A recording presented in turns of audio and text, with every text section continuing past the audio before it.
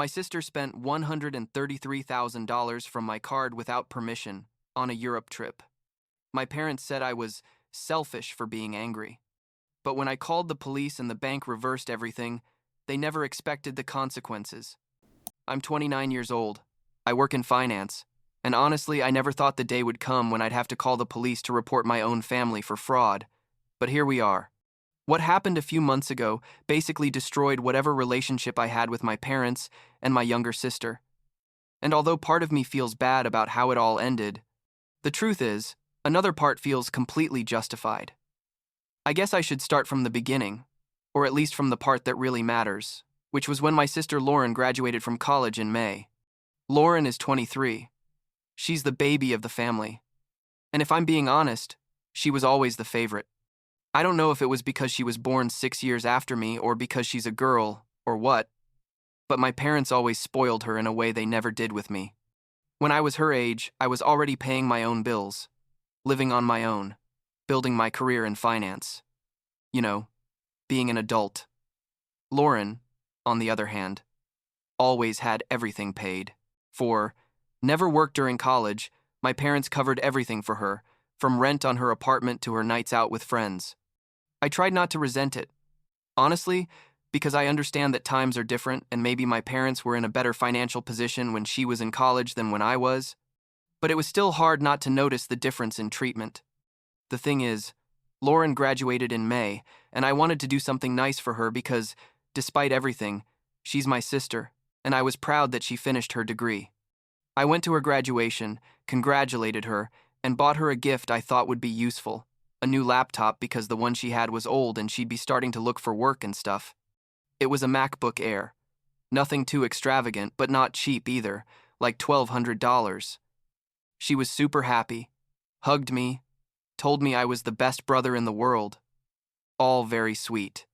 I lent her my credit card that day so she could buy whatever case she wanted and some accessories, told her to spend up to $300, no problem.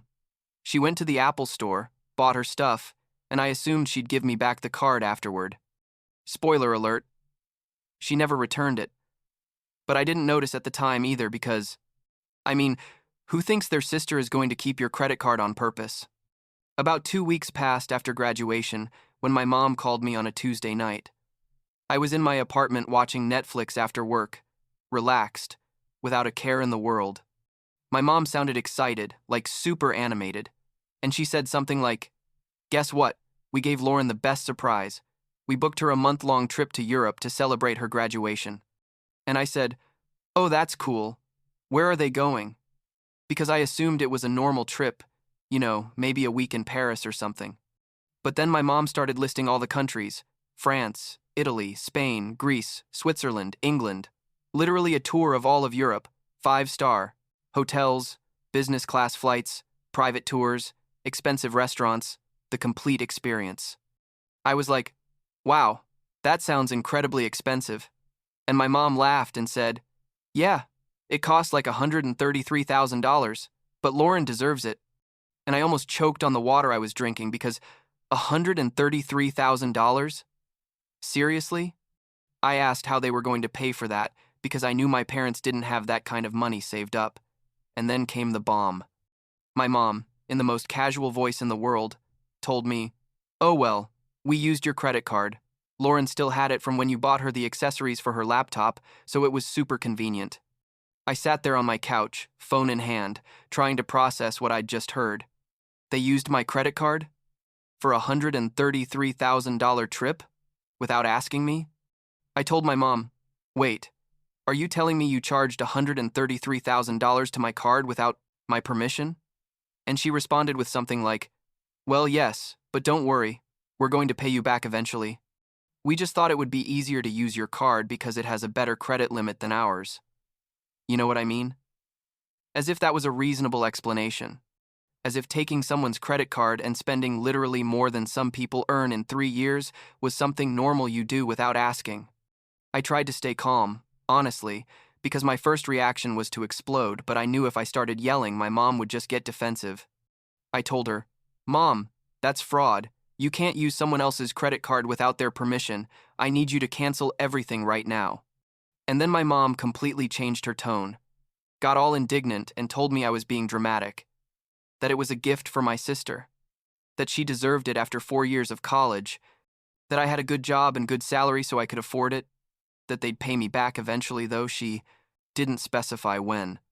Basically, she made me feel like I was the bad guy for being angry that they'd stolen my credit card.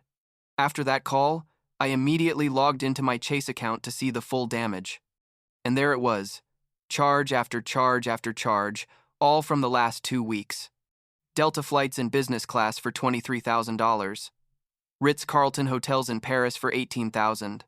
A private boat tour in Venice for $5,000. Reservations at Michelin-starred restaurants, museum and show tickets, literally everything you can imagine from a super luxurious and extravagant trip. And the worst part was that some charges still said pending, meaning it wasn't even over. There were surely more things left to be charged. I called Lauren immediately. She answered all happy, like nothing was wrong, like super excited about her trip. I said, "Why do you still have my credit card?" And she said, "Oh yeah, sorry, I forgot to return it." Forgot. Like it was a pen you borrow in class.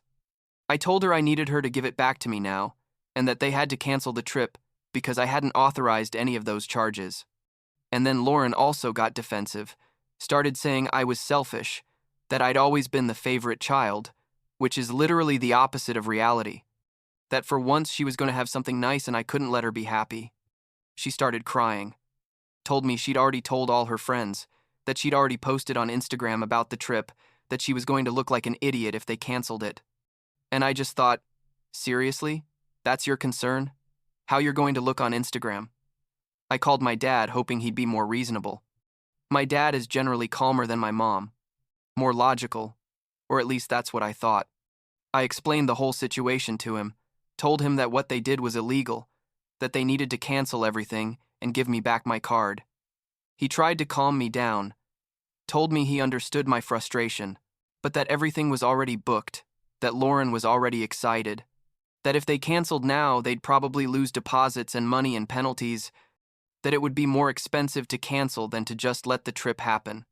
I told him that wasn't my problem, that they made that decision without consulting me, and now they had to deal with the consequences. He sighed and told me I was being immature, that family helps each other, that someday I'd need something too and they'd be there for me. Like, what? Helping each other as family doesn't mean stealing someone's credit card and spending the equivalent of an average person's yearly salary.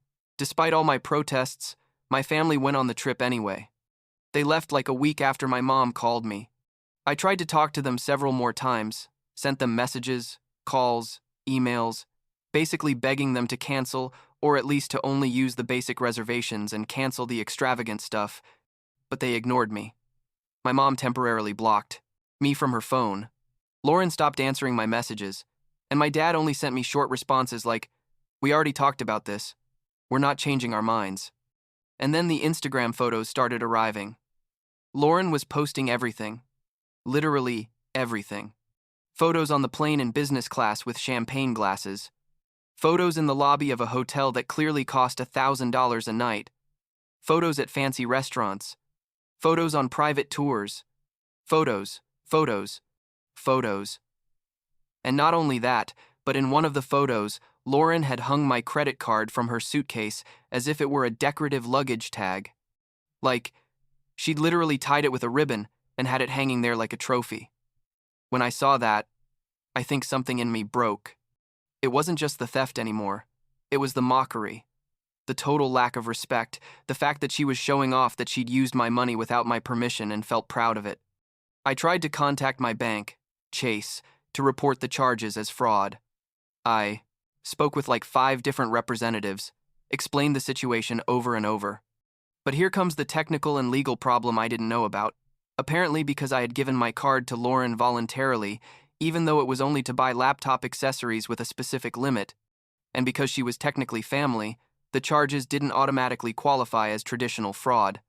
The bank told me I'd have to prove the charges weren't authorized, that I'd have to present documentation, possibly involve the police, and that the process could take months. They told me to dispute each charge individually, but that they didn't guarantee anything. Meanwhile, The charges kept appearing on my account, and my credit limit was completely maxed out, which was affecting my credit score, so I took another route. If the bank couldn't help me immediately, I was going to do things my way.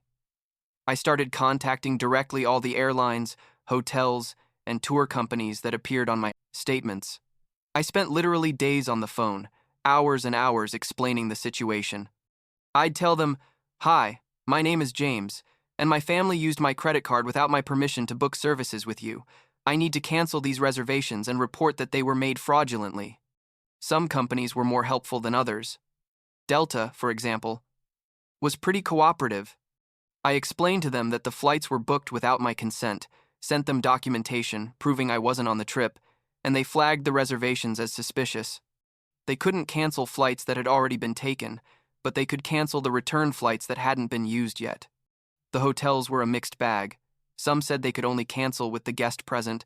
Others accepted my explanations and canceled future reservations. Private tours were easier to cancel because many hadn't happened yet. And then, the master move, I called Chase again and asked them to freeze my credit card account. Completely. Not just block the physical card Lauren had, but freeze the entire account, which meant any future charges would be automatically declined, and any previous authorizations that depended on available funds would also fail. The representative warned me this could cause problems with legitimate charges, but I told him I didn't care, to freeze everything, that it was an emergency. Like 3 days passed after I froze everything, and the messages started arriving. First from Lauren, super hysterical, saying her card wasn't working, that she'd tried to pay the bill at a restaurant and it had been declined, that she was super embarrassed, asking what I'd done.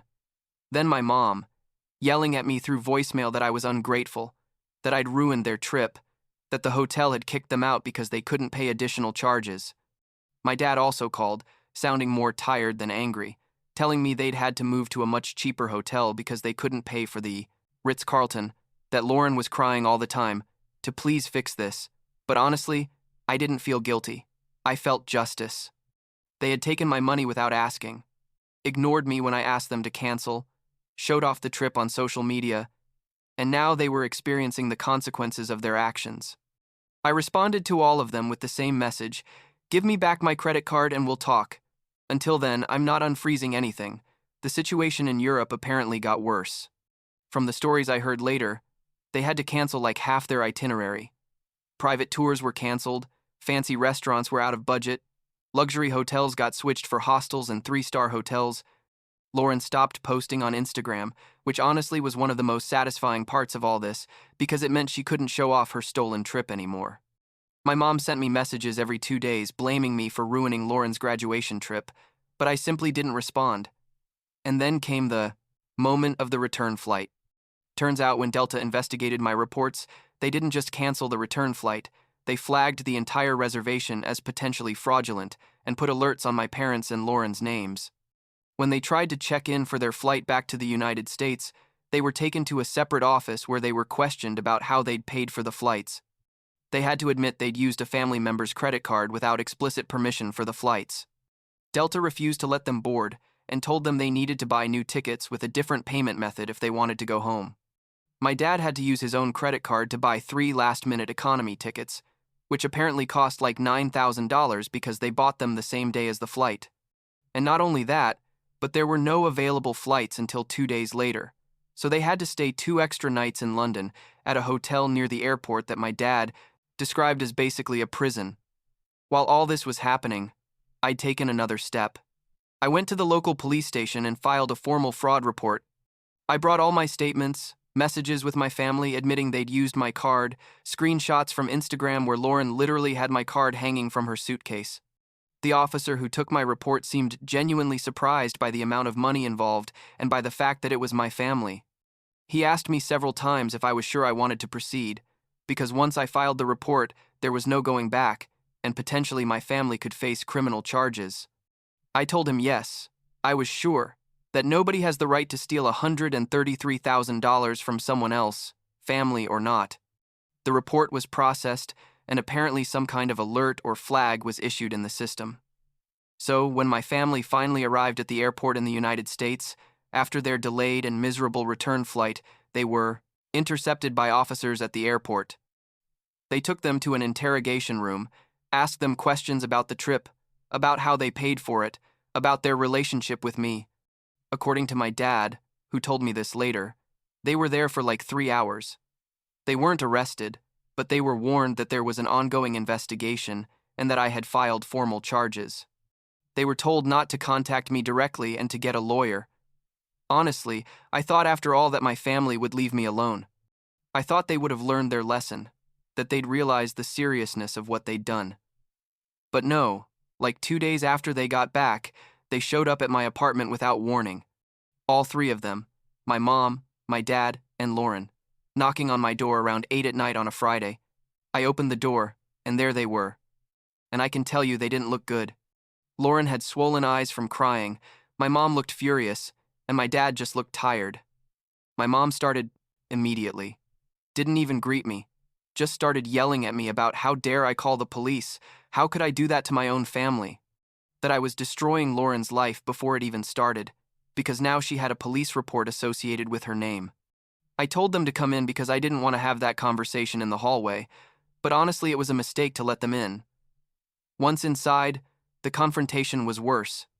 My mom kept yelling, saying I'd ruined Lauren's trip, that they'd had to sleep in horrible places, that Lauren had been embarrassed in front of her friends on Instagram because she had to stop posting.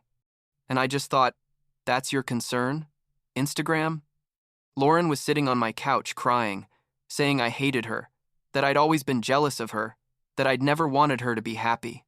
My dad was trying to keep the peace, telling me he understood I was angry, but that calling the police had been too far, that we could resolve this as a family. I told them no. We couldn't resolve this as a family because they'd crossed a line that couldn't be uncrossed. They stole my credit card, spent more money than most people have in their retirement account, ignored me when I asked them to stop, showed it off on social media, and then acted like I was the villain when I finally took action.